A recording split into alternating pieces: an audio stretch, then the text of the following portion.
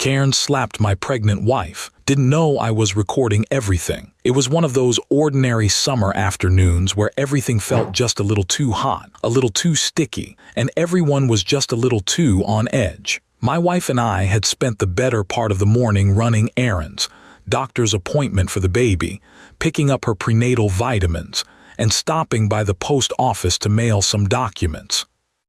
By the time we pulled into the parking lot of the corner convenience store, the sun was practically cooking the asphalt, and my poor wife, 8 months pregnant and glowing with equal parts maternal beauty and sheer exhaustion, needed a break. I offered to go in alone, but she insisted she wanted to stretch her legs and get some fresh air, though honestly, there was nothing fresh about the air that day. Still, she smiled through it, one hand resting protectively on her belly as we made our way into the store together. Inside, the store was mercifully air-conditioned, but it was also unusually busy for a weekday afternoon.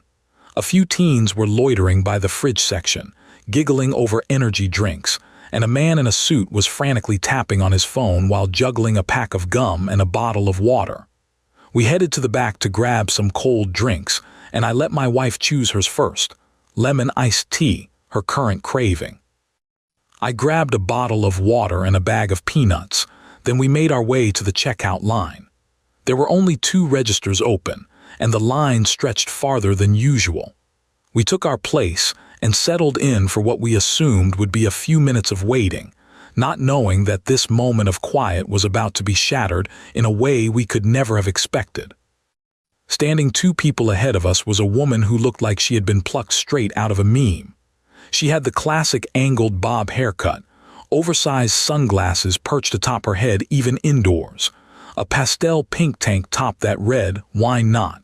in glittery letters, and she was already huffing and puffing like the world owed her a favor just for existing. Every few seconds she let out a dramatic sigh, muttering complaints to no one in particular about how slow the cashier was, how ridiculous it was that people didn't know how to shop efficiently, and that she had better things to do. My wife shot me a glance, her expression calm but unmistakably weary. We both knew the type. We both silently hoped she'd just pay for her stuff and leave. But luck wasn't on our side. As the line crept forward and we inched closer to the register, the woman, who would soon become known to us as Karen, though at that point she was just an annoying stranger, turned slightly and caught sight of my wife. Her eyes scanned the roundness of her belly, the supportive hand resting on it, and immediately her face twisted into a smirk that didn't sit right with me. At first, she didn't say anything, just rolled her eyes and turned back around. I brushed it off. My wife had dealt with her fair share of unsolicited comments throughout the pregnancy. People either wanted to touch her belly like it was public property or make awkward jokes about baby names and cravings. This seemed like more of the same. Then out of nowhere, Karen turned again and spoke, loudly enough for everyone nearby to hear. "Oh, give me a break," she scoffed, eyeing my wife with a sneer. "You people will do anything to get ahead in line, huh?" Her tone was venomous, like we just tried to cut in front of her when we were simply waiting like everyone else. My wife looked confused, unsure if the woman was talking to her or someone else. I spoke up, calmly but firmly.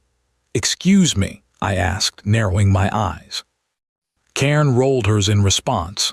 "You heard me. I've seen this trick before. Fake a pregnancy, hold your belly and hope people let you skip. Pathetic." The air went cold despite the hum of the AC. For a second I didn't know how to respond. My wife stared at the woman, stunned into silence, her hand tightening around her stomach in what I knew was both disbelief and instinctual protection. "She's 8 months pregnant," I said, trying to keep my voice level. "We're not asking anyone to let us skip. We're just here to buy drinks and wait like everyone else." But Karen wasn't satisfied. She snorted, her voice rising even higher. "Yeah, sure she is. You can rent those fake bellies online. I saw a video about it. You people are always scamming for sympathy." Her words weren't just offensive. They were cruel, accusatory, and completely baseless. My wife's face flushed with emotion. I could see tears welling up in her eyes, but she held them back, trying to stay composed. She had been nothing but quiet and polite. There was no reason for this woman to treat her like that, and yet here we were. I pulled out my phone then without saying a word. It wasn't the first time I'd seen a situation spiral out of control, and something in my gut told me this wasn't going to end with just harsh words. I opened the camera app and started recording, holding the phone casually but making sure the screen was pointed in Karen's direction. She didn't seem to notice, or maybe she didn't care. She stepped closer to us, violating that invisible bubble of personal space, her face twisted in self-righteous anger. "What are you gonna do if I prove she's faking?" Karen snapped, her words manic now irrational. "You gonna apologize to me, huh? You gonna admit I'm right?" And before either of us could react, before I could even take a step in front of my wife to shield her, she reached out and slapped my wife's stomach. The sound of that slap, it wasn't hard, but it was sharp, fast, and unexpected, echoed louder in my head than it probably did in the store. My wife gasped and stumbled back a step, her hands clutching her belly. I moved immediately, grabbing her shoulders, checking her face, her stomach, trying to make sure she was okay. She was shaking, breathing hard, her eyes wide with fear. I looked at Karen then, not with rage, but with something colder, certainty. I raised my phone and made sure she saw it. "You're going to regret that," I said, my voice low and steady. Karen froze, her face twisting again, but not with anger this time, it was fear. She'd finally realized that this wasn't just a confrontation in a store. This was something she couldn't walk away from. I had everything on camera, every word, every movement, every insult, every moment of cruelty. And I was not going to let it slide. The moment after Karen struck, my wife's stomach felt like time had slowed to a crawl, yet everything around us was moving at breakneck speed. My focus was entirely on my wife, who clutched her belly and winced, her body recoiling in pain and shock. Her breath was shallow, and I could see that she was trying to stay calm, probably more for the baby's sake than her own, but the trembling in her hands betrayed how rattled she truly was. My own heart was pounding, not with fear but with fury. I had never felt such a mix of helplessness and rage before, watching someone I loved so dearly get physically assaulted, especially while carrying our unborn child. I kept one arm steady around her and the other on my phone, still recording. I wanted every second of this burned into digital memory, because there was no way in hell I was going to let that woman walk out of the store without facing the consequences of what she had just done. Karen stood there, still defiant, but now something in her posture had changed. Maybe it was the way people around us were beginning to react, no longer just curious or annoyed, but openly horrified. The man in the suit who had been ahead of us stepped back from the counter, staring at Karen as if she had grown horns. The cashier, a young woman probably in her early 20s, dropped the receipt she had been handing to the previous customer and let out a stunned, "Oh my God." Even the teens in the back of the store had gone quiet, their eyes wide, their phones now coming out to start filming as well. Karen looked around and seemed to realize for the first time that she wasn't just yelling at someone in a parking lot or being snarky on social media. This was real and people had seen what she'd done. But even then she didn't apologize. Instead, she crossed her arms and muttered, "You people are so dramatic," her voice tight, but with noticeably less conviction than before. I turned to the cashier and said with barely contained anger, "Call the police. Right now."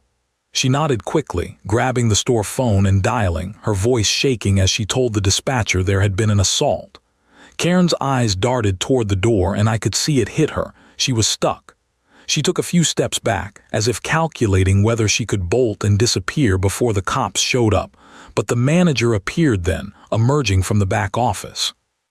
He was a stocky guy with salt and pepper hair and the kind of energy that said he wasn't about to tolerate any nonsense. "What the hell is going on out here?" he demanded, looking first at the stunned crowd and then at my wife, who was now sitting on a stool someone had pulled over for her. I looked him dead in the eye and said, "That woman hit my pregnant wife in the stomach, and I've got it all on video." To his credit, the manager didn't hesitate. He turned to Karen and said, "Ma'am, you need to stay right here. The police are on their way and we have security cameras in this store. If you try to leave, it's only going to get worse for you." Karen opened her mouth, probably to argue or cry or deflect blame, but one look at the camera phones pointed at her, and my own still recording made her clamp it shut. For the first time, she looked small, not in size but in spirit. Like she had just realized that her arrogance and entitlement weren't going to shield her this time. She wasn't a misunderstood customer anymore. She was a woman who had just struck a pregnant stranger in a public place in front of half a dozen witnesses and multiple cameras. My wife sat quietly, still breathing shallowly. I knelt beside her, brushing her hair back gently, whispering, "Are you okay? Is the baby moving?" She nodded, her eyes filled with tears, but she managed a weak smile and said, "Yeah, I think so. It just scared me. I wasn't ready for that." Neither was I, no one ever is. But I felt something else in that moment too, gratitude. Grateful that the slap hadn't caused something worse. Grateful that she was strong enough to sit upright and answer me. Grateful that the baby still seemed to be okay. And above all, I was grateful that I had followed my gut and started recording when I did. About 10 minutes later, 2 officers walked into the store, their expressions serious and scanning. The crowd parted for them and I stood, raising my hand. "I'm the one who called," I said.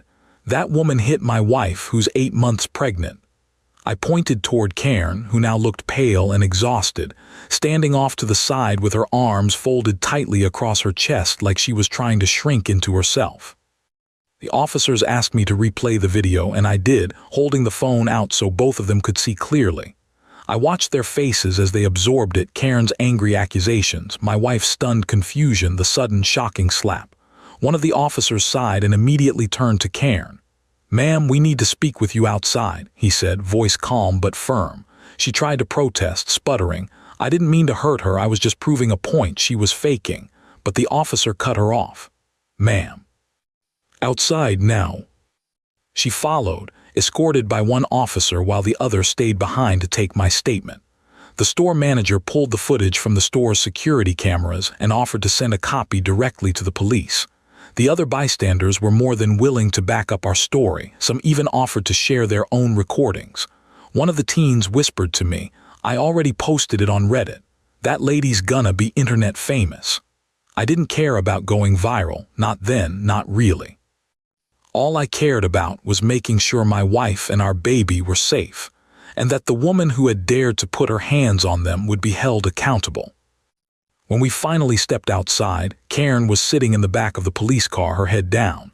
The officer informed us she had been arrested for assault and battery and that we could press full charges. I didn't even hesitate. "Absolutely," I said. "She doesn't get to walk away from this." He nodded and handed me the information I'd need to follow up, along with a card and case number. Then he asked the question I had been dreading. "Does your wife need medical attention?" I turned to her and asked again, more seriously this time. She hesitated, then nodded. "Just to be safe," she said. "I want to make sure the baby's okay." So we left the store, not with our drinks or snacks, but with something far more important: proof, support, and justice in motion.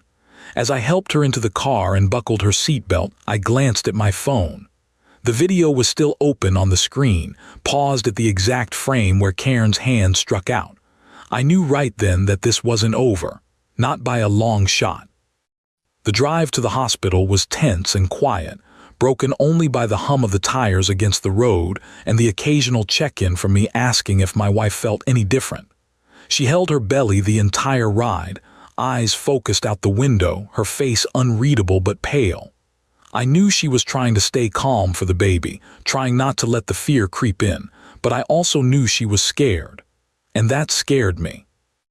I kept one hand on the wheel and the other occasionally reaching over to squeeze her arm gently, not saying much, because nothing I said could undo what had just happened. The silence between us wasn't awkward. It was full of shared disbelief, a quiet horror at the fact that some stranger could feel so entitled, so convinced of her own delusions, that she'd physically strike a pregnant woman over a made-up offense. It still didn't feel real, even with the video on my phone and the police report already filed. It was the kind of thing you saw online or read about in a headline, not something that actually happened to you on a random afternoon. When we arrived at the hospital, I parked as close to the emergency entrance as I could. We went straight to triage, and I explained what had happened to the nurse at the front desk in clipped, serious tones. Her expression changed the moment she realized what we were saying, and within minutes, my wife was being wheeled into the maternity ward while I followed, signing forms with trembling hands. The nurse assured us that they were going to check everything: fetal heartbeat, movement, any signs of trauma or distress, and despite their calm professionalism, I could feel their urgency. This wasn't just some routine checkup. This was real, this was serious, and the possibility that something could have gone wrong hovered over both of us like a storm cloud. Inside the exam room, they hooked her up to monitors, the sound of our baby's heartbeat suddenly filling the air like a war drum. Steady, strong, rhythmic. It was the most beautiful sound I'd ever heard. My wife let out a breath she hadn't realized she was holding, her eyes closing as tears leaked out from the corners. I sat next to her, holding her hand, my own relief washing over me like a tide. The doctor came in shortly after and did a full physical examination, asking questions, checking for any signs of internal issues. Everything, thank God, came back fine. No distress, no damage, no complications. The baby was active, healthy, and seemingly unaware of the chaos that had unfolded around her. We would still have to watch for any delayed effects, and they scheduled us for a follow-up in a few days just to be safe, but the immediate danger had passed. Once we were discharged, we sat in the hospital parking lot for a while, neither of us quite ready to go home. I had my phone in my hand, the video still saved and backed up to cloud storage, and notifications buzzing nonstop. While we had been in the hospital, it had started to spread. Apparently, one of the teens at the store had uploaded their version to TikTok with the caption, "Karen slaps pregnant lady and gets arrested," and it had already racked up tens of thousands of views. Comments were flooding in, people asking who we were, offering support, demanding updates. I hadn't even posted my version yet, but just from the quick glance I took at the Reddit post under r entitled People, it was already exploding. People were furious on our behalf.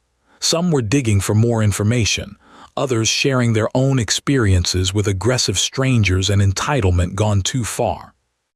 It was surreal, watching our pain turn into content for millions of strangers, but in a weird way it was comforting too.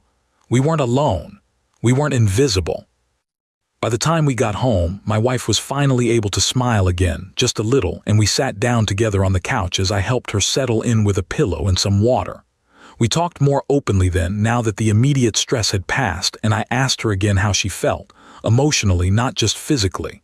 She said she felt angry mostly, violated, confused about why someone would go so far over nothing, but also grateful that the baby was okay. Grateful that I had thought to record, grateful that the crowd in the store hadn't turned a blind eye. That meant more to her than anything, she said, that people had seen it, had witnessed the truth. Injustice felt less suffocating when others acknowledged it. Later that night, I finally decided to upload my own video. I had edited it slightly, blurred my wife's face, muted the audio during the worst part where she cried out. I wasn't looking for clout, but I was looking for accountability. I titled the Reddit post simply, "Karen slapped my pregnant wife in a store line, didn't know I was recording." Within an hour it was trending. The comments came in fast. Thousands of strangers all saying the same things, press charges. This woman needs jail time. Your wife is so strong. I hope you're okay. It felt like a tidal wave of digital support, and though we couldn't respond to every message, we read a lot of them. My wife cried, this time from gratitude. People cared. And then, like clockwork, came the fallout. Someone had apparently recognized Karen from the video. Not hard, considering her face was clear as day. Someone found her Facebook profile. Someone else posted a screenshot of her LinkedIn page. It turned out she worked at an insurance company in our city. Within hours, people were flooding the company's social media pages, tagging them, asking if they condoned violence against pregnant women. The company responded quickly, issuing a statement saying they were investigating the matter and had placed the employee on leave. The next day, they posted again. Karen had been terminated. Their message was simple. We do not tolerate hate, aggression, or violence in any form. My wife and I were stunned. Not because we didn't think she deserved consequences, she absolutely did, but because we never expected it to happen that fast. The internet had turned her into a symbol of unchecked entitlement, and for once the system had worked in our favor. She had hurt someone, and now she was facing the price. We knew it wouldn't erase what had happened. The slap had still landed. The fear had still sunk in. But justice, even if just starting, was something. A step. We went to bed that night with the house dark and quiet, the hum of the fan filling the room. My wife curled up beside me, her hand resting on her stomach like always, and I kept my phone on the nightstand, still buzzing every few minutes. I looked at her and thought about everything that had happened in less than 24 hours, about how one act of hate had been caught on video, about how the internet had become a strange kind of courtroom, about how, for the first time in a long time, I actually believed something good might come from something terrible. I kissed her forehead, whispered that I loved her, and stared at the ceiling in the dark, wide awake. This wasn't the end. Karen still had a court date. There would be more to face. But for now, we had each other, and we were still standing. The next few days unfolded like a surreal blend of justice, chaos, and viral internet spectacle. What had started as a routine store visit turned into a firestorm that consumed everything in its path. The video of Karen striking my pregnant wife had exploded across every platform imaginable. News sites picked it up. Reaction YouTubers began analyzing the clip. Twitter was ablaze with hashtags like Protect Pregnant Women and Karen Justice. But what shocked us the most wasn't just the attention. It was the sheer force of collective outrage. People weren't just mad, they were furious. They were demanding answers, demanding punishment, and many of them were using their voices to amplify our story in a way we could never have expected. It was empowering in some ways, watching strangers take up our cause with passion and sincerity, but it was also exhausting. Our phones didn't stop buzzing. Emails, direct messages, interview requests from local media outlets, all pouring in like a flood. It became clear very quickly that our story had struck a chord far deeper than we understood. People weren't just reacting to one incident. They were reacting to a pattern, a truth that too many had experienced and too few had seen addressed in such a public, undeniable way. We decided not to engage with most of the media inquiries. We weren't trying to become famous. We weren't influencers. We were just two people trying to protect our unborn child and move past something traumatic. Still, we made a decision to make one public post on my Reddit account, giving an update to those who had shown genuine concern. I wrote about how my wife was doing, recovering emotionally, attending her checkups, grateful that our baby girl was healthy. I thanked everyone who had offered kind words and support. And I made it clear that we were pressing charges, that Karen would be facing the full weight of her actions, and that we hoped our story reminded people to stand up, speak out, and never stay silent when injustice rears its head. The post quickly became one of the top threads on the subreddit that week, and for once, the internet didn't feel cold or hostile. It felt united, protective, empathetic. It felt human. But of course, not everyone was supportive. As the attention grew, Karen finally broke her silence. Whether out of panic, guilt, or pressure from her rapidly crumbling life, she recorded and posted a video to her Facebook page, which was quickly screen-recorded and reposted across every platform imaginable. In it, she sat in what looked like her kitchen, hair tied back, eyes red, voice trembling. She claimed she was sorry, that she had been stressed, that she hadn't been thinking clearly, that she didn't mean to hit anyone. But her apology wasn't really an apology. It was a deflection. She said things like, if she was really pregnant, I didn't know, and it all happened so fast, and people are twisting the story for likes and attention. She never once took full accountability. Never once said, I was wrong, or I attacked an innocent person. It was performative, transparent, and frankly insulting. The internet wasn't fooled. Neither were we. The comment sections tore her apart, calling her out for crocodile tears, for only speaking up once she lost her job and reputation. It was obvious to everyone that her regret wasn't about what she had done. It was about getting caught. The next blow came soon after. One of her former coworkers came forward anonymously in a Reddit comment, claiming that this wasn't the first time Karen had acted out aggressively. Apparently, she had a history of treating customers poorly, even berating fellow employees, but her actions had been overlooked because she always managed to charm upper management. That charm had finally run out. The insurance company that had fired her issued one final statement, clearly distancing themselves from her entirely. They called her behavior abhorrent and completely misaligned with our company values. With that, any professional bridge Karen had left was burned to ash. She had become a cautionary tale in real time. Meanwhile, the legal process was picking up speed. We received a call from the district attorney's office, letting us know that a court date had been set for the following month. The charges included assault and battery, and while they clarified that it was unlikely Karen would serve serious jail time given it was her first criminal offense, the penalties could still be significant. Fines, probation, mandatory anger management, a permanent criminal record. And perhaps most importantly, a restraining order keeping her far away from us. We agreed to everything. We wanted it on the books. We wanted it to be official. We wanted our daughter to grow up knowing that when someone tries to hurt you, there can be consequences, that you don't just have to take it, that silence isn't the only option. During all of this, something beautiful happened too, something we hadn't expected at all. A close friend of ours shared our story, along with a link to a baby registry we had set up months ago but hadn't shared publicly. It wasn't meant to go viral. It wasn't meant to attract strangers, but people saw it anyway. And they gave. Oh, they gave. Gifts began arriving at our door. Baby clothes, bottles, blankets, gift cards, tiny toys, all from people we didn't know. Messages were written on the packages.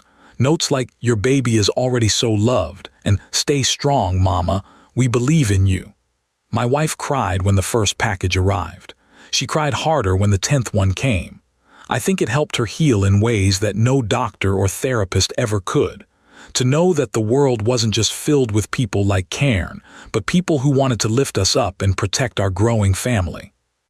One night, about a week after the incident, we were sitting on the couch again, surrounded by baby things and still fielding kind messages from all over the world. My wife turned to me and said, "Do you think she'll ever really understand what she did?" I thought about it for a long time before answering.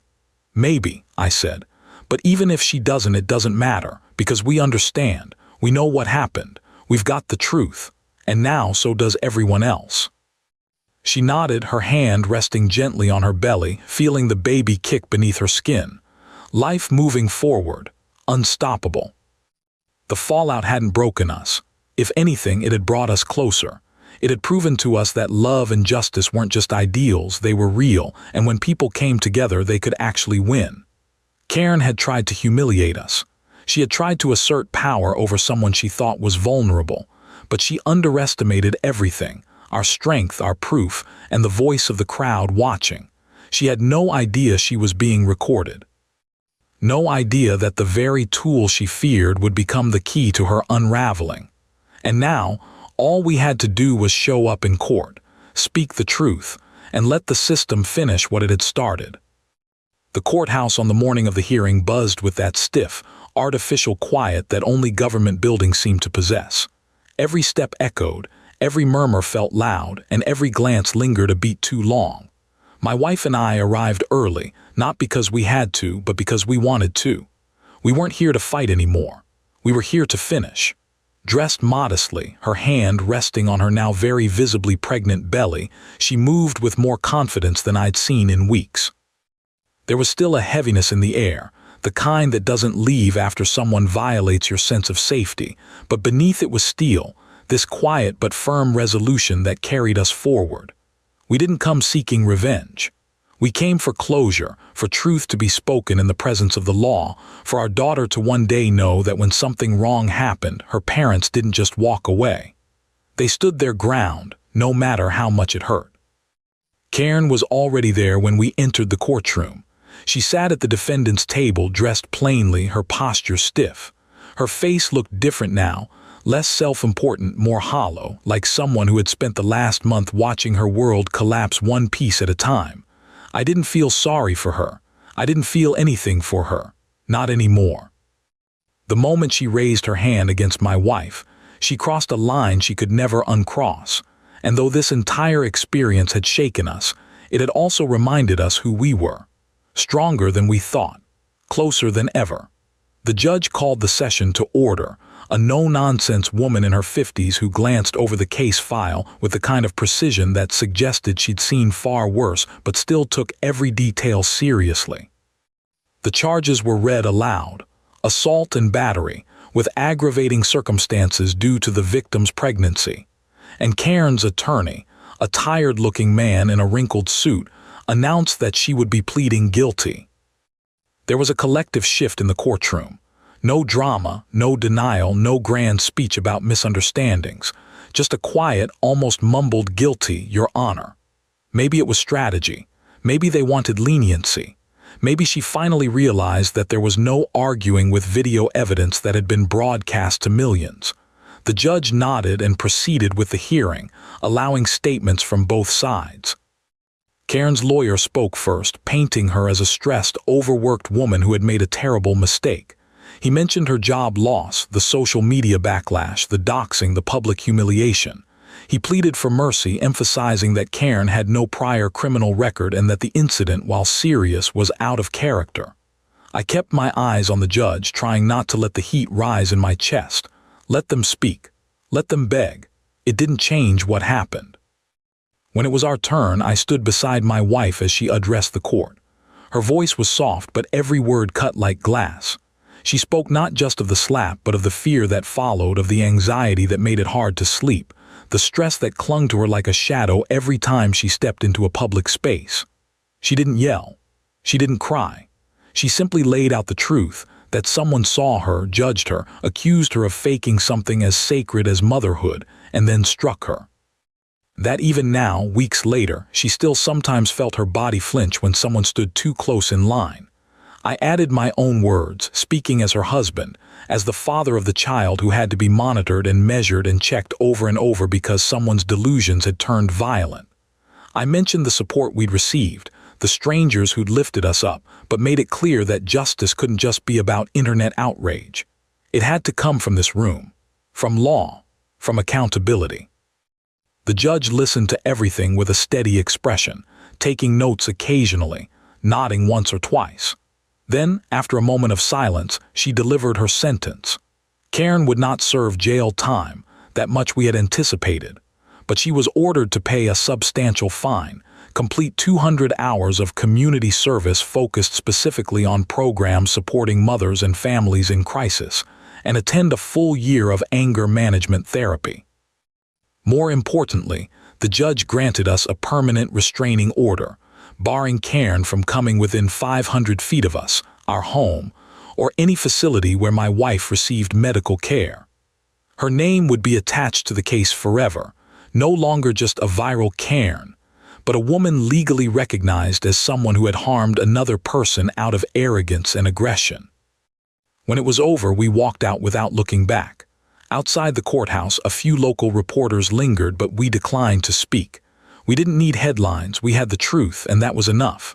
We drove home in a quiet that wasn't heavy this time. It was peaceful, like finally exhaling after holding your breath too long. My wife leaned her head against the window and whispered, "It's done."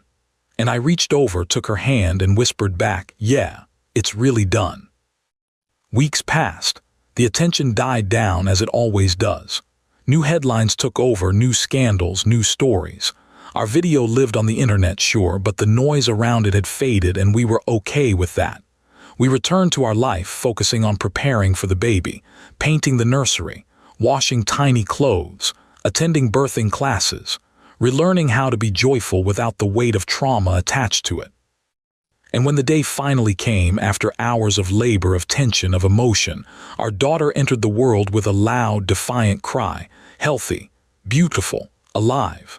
When they placed her in my wife's arms, I looked at them both and knew without a doubt that we had made it, that nothing anyone had done, not even a slap from a stranger, could touch this moment. This family, this love. We named her Grace, not just because it was beautiful, but because it reminded us of everything we had learned through this ordeal.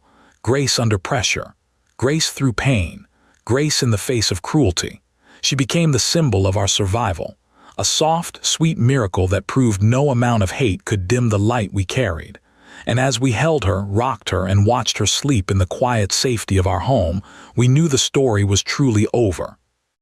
Cairn was just a chapter, a loud, ugly interruption. But we had written the ending ourselves, stronger, wiser, and together, always together.